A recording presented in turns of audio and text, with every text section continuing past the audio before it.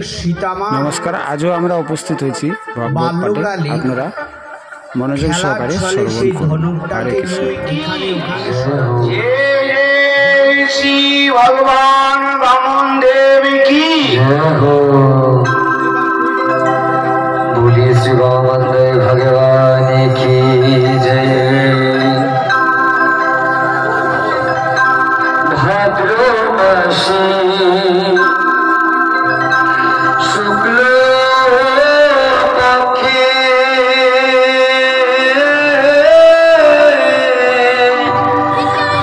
दिवामुख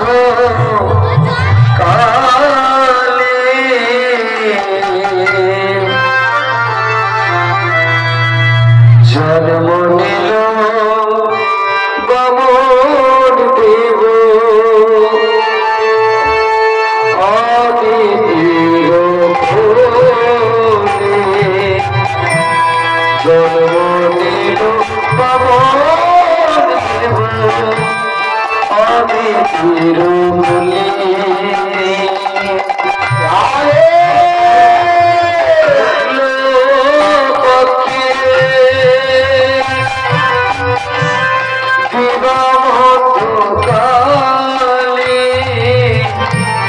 जन्म निल बामन देव आदितिर भोले।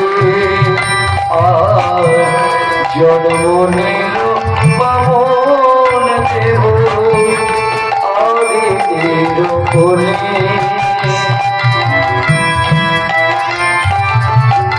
बोले बामन देव भगवान की।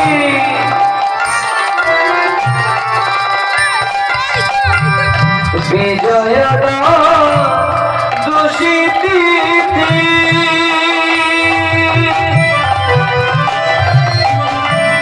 अभिजित मुहूर्त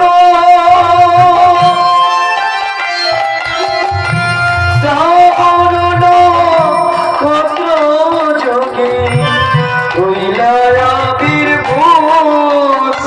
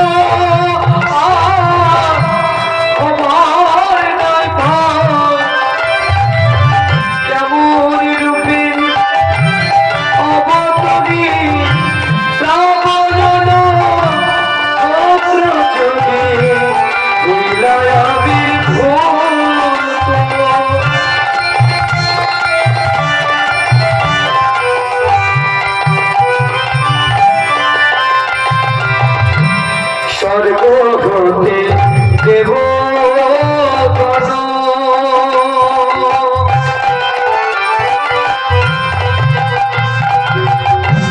पुष्प वृष्टि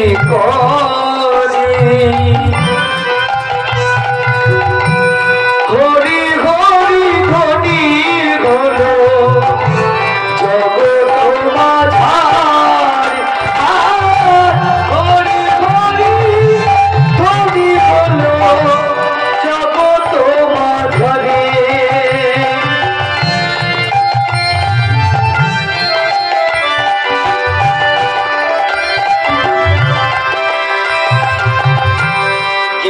অদ্ভুত বামন রূপ